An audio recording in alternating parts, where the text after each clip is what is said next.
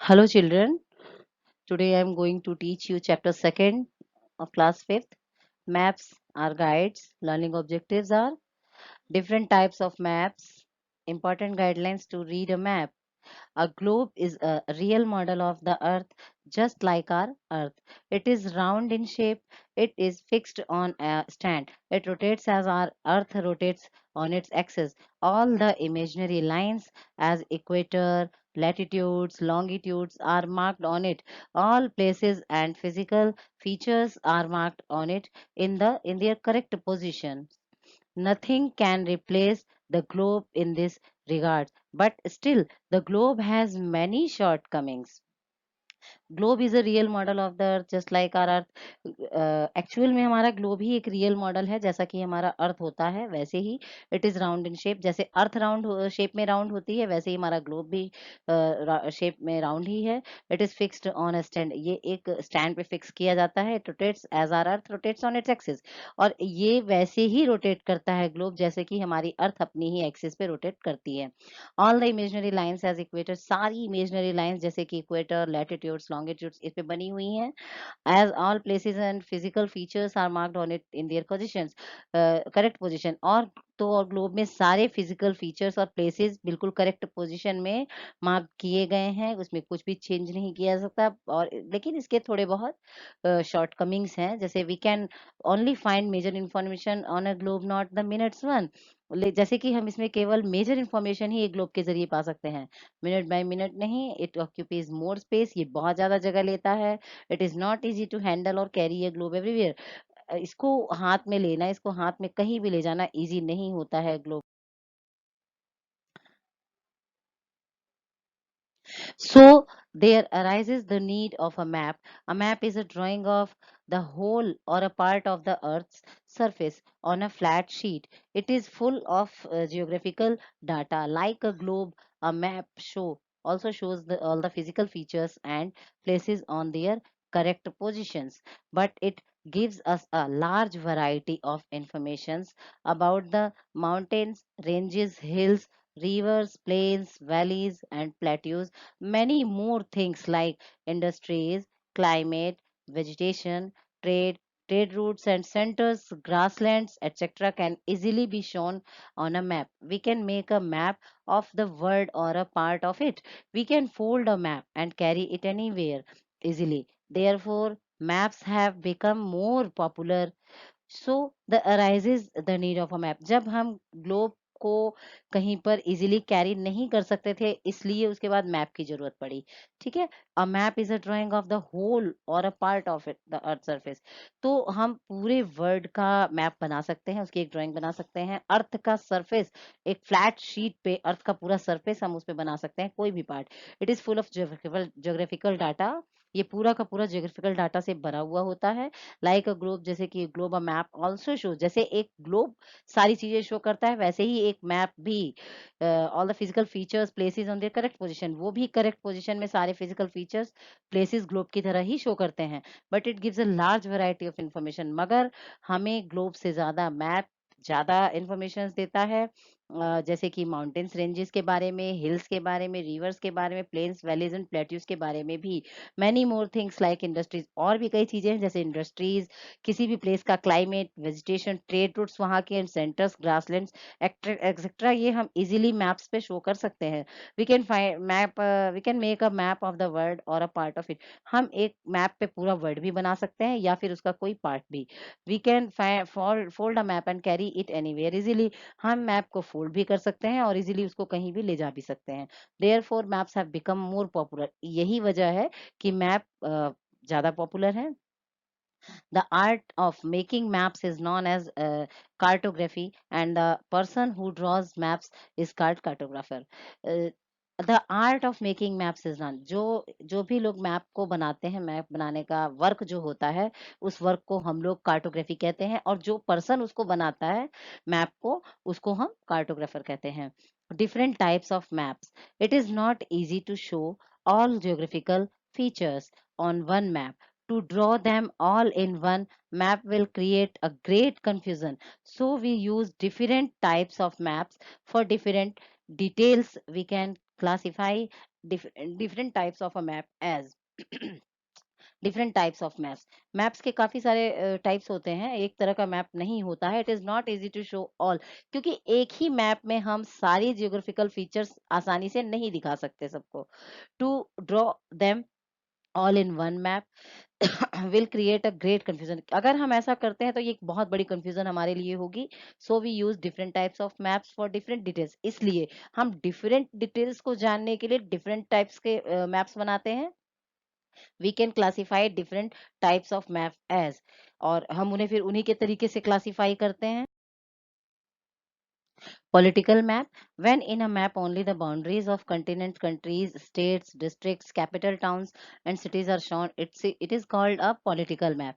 Political map क्या होता है? जब हम किसी मैप में किसी continent, country, state, district, capital towns या सिटीज की बाउंड्रीज को शो करते हैं तो वो पॉलिटिकल मैप होता है।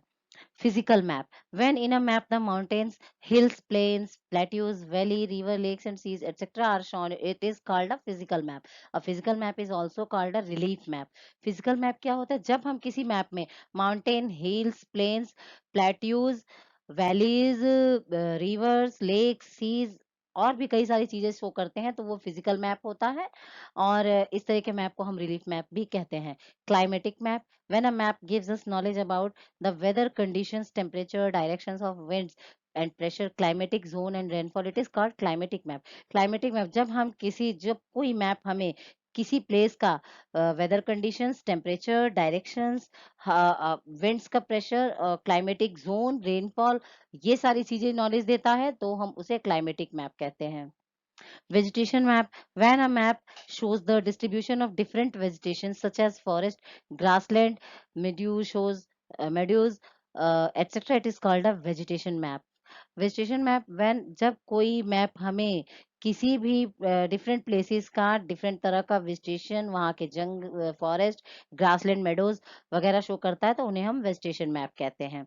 Population map, a population map shows the areas which are densely or specially populated.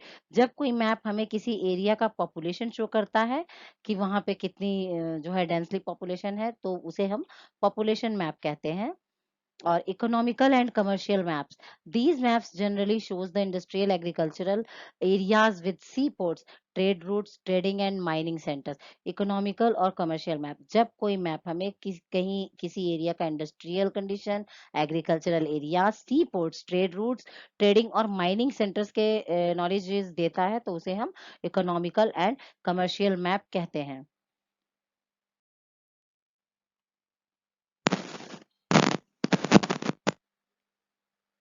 How to read a map? Every map has various sign symbols and colors in it. These sign symbols and colors represent cities, rivers, hills, mountains, valleys, etc. These signs and symbols are called the language of a map. We can read a map easily with the help of these signs and symbols. They are the guidelines to read a map. The important guidelines to read a map correctly are, देखिए एक किसी map को हम read कैसे करेंगे? Every map has various signs, हर एक map में अलग अलग साइंस, अलग अलग सिंबल्स और कलर्स होते हैं।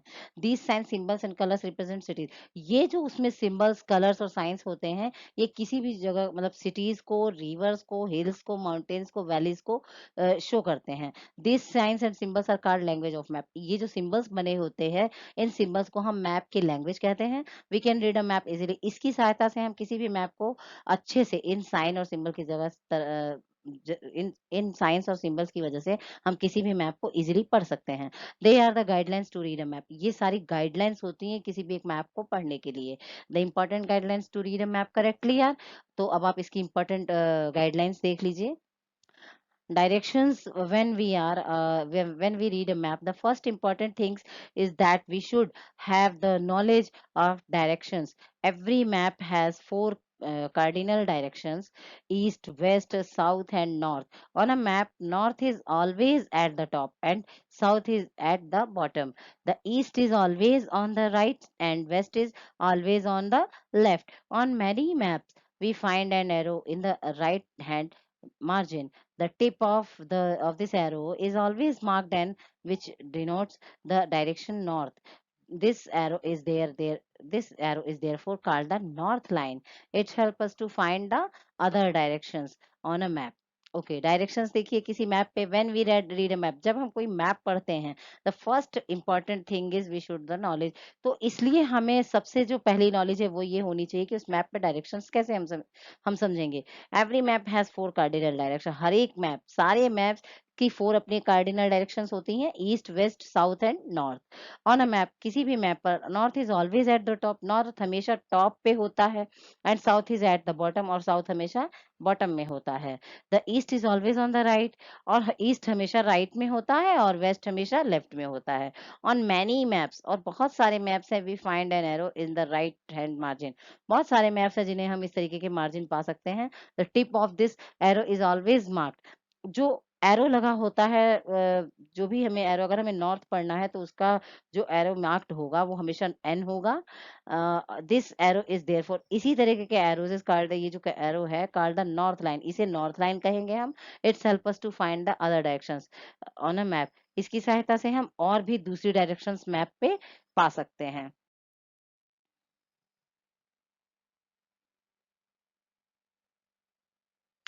Sub-directions. Besides these four directions, there are four sub-directions between the north and west. In northwest, between north and east is northeast, between south and west is southwest, and between south and east is southeast. देखिए, सब directions क्या होती हैं, अगर हम किसी map को देखते हैं तो ऊपर अगर नॉर्थ है, राइट साइड में ईस्ट है, और हमें उसके बीच के पार्ट को पढ़ना है तो हम उसे नॉर्थ ईस्ट पढ़ेंगे। ऐसे ही नॉर्थ वेस्ट है तो उसे हम नॉर्थ वेस्ट पढ़ेंगे, ना कि नॉर्दर्न वेस्टर्न। ओके, तो ऐसे ही वेस्ट, साउथ एंड वेस्ट है तो साउथ वेस्ट पढ़ेंगे, और ईस्ट एंड वेस्ट है तो ईस्ट और वेस्ट पढ़ेंगे। साउथ और ईस्ट है तो साउथ और साउथ ईस्ट पढ़ेंगे। Distance scale. Every map is drawn according to a scale.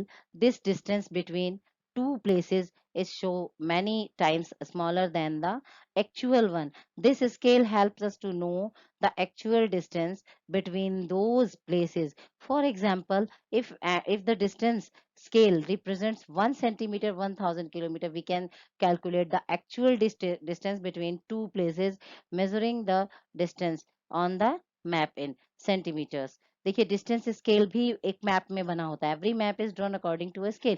हर एक मैप को हम ड्रॉन करते हैं किसी भी एक स्केल के according. The distance between the two places show many times smaller than the actual one. जब भी हम दो जगह के डिस्टेंस को पता करते हैं तो उस मैप पे हमें वो दूसरी जगह एक्चुअल नहीं बताएगा, हमेशा उससे छोटी बताएगा। The scale helps us to, जो स्केल होता है वो नो द एक्चुअल डिस्टेंस, वो हमें बिल्कुल राइट डिस्टेंस बताता है उन दोनों प्लेसेस के बीच का।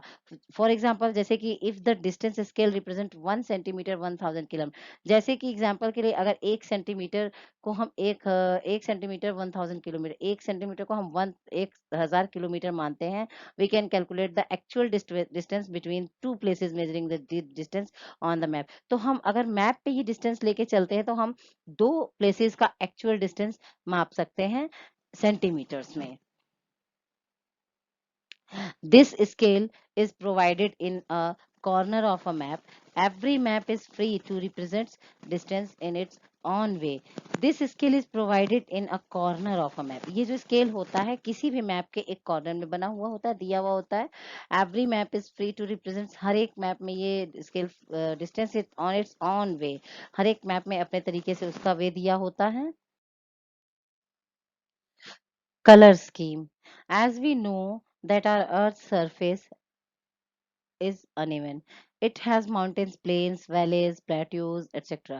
When we want to show these physical features on a map, we use different colors. All maps follow the etc. common scheme of colors. For example, blue color it used to show oceans, seas, lakes, and rivers. Some maps use lights and deep blue colors to show seas and oceans. Lights blue color indicates shallow water, while deep blue color shows deep water. Green color is used to show plains and lowlands. Yellow and brown color is used to show lands higher than the lowlands or plains. High mountains are shown in deep brown.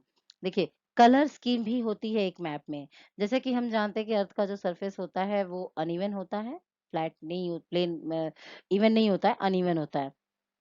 तो इसमें बहुत सारे mountains, planes, valleys, plateaus होते हैं। जब हमें in physical features को एक मैप पे शो करना होता है तो हम डिफरेंट कलर्स का यूज करते हैं। All maps follow common scheme of colour. सारे मैप्स उनकी अपनी एक कलर स्कीम होती है। जैसे कि blue colour use to show ocean. जैसे कि ब्लू कलर अगर हमें किसी मैप पे ओशियन, सीज, लेक्स और रिवर्स को शो करना है तो हम ब्लू कलर यूज करेंगे। सम मैप्स, कुछ जो दूसरे मैप्स होते हैं वो लाइट और डार्क कलर यूज करते हैं सीज और ओशियंस को शो करने के लिए। Light blue colour indicates shallow water, और जो लाइट ब्लू कलर होता है वो शैलो वाटर के लिए होता है, जबकि डीप ब्लू कलर जो होता है वो डीप वाटर के लिए होता है। Green colour is used to show plains and lowlands. अब जो ग्रीन कलर होता है वो प्लेन्स और लोलैंड्स के लिए होता है। येलो और ब्राउन कलर जो यूज होता है वो हायर देन द लोलैंड्स, वो लोलैंड्स से थोड़ी हाई लैंड्स और प्लेन्स के लिए होता है। High mountains are shown in deep brown, और जो हाई ऊंचे-ऊंचे माउंटेन्स होते हैं, उनको शो करने के लिए डीप ब्राउन कलर होता है।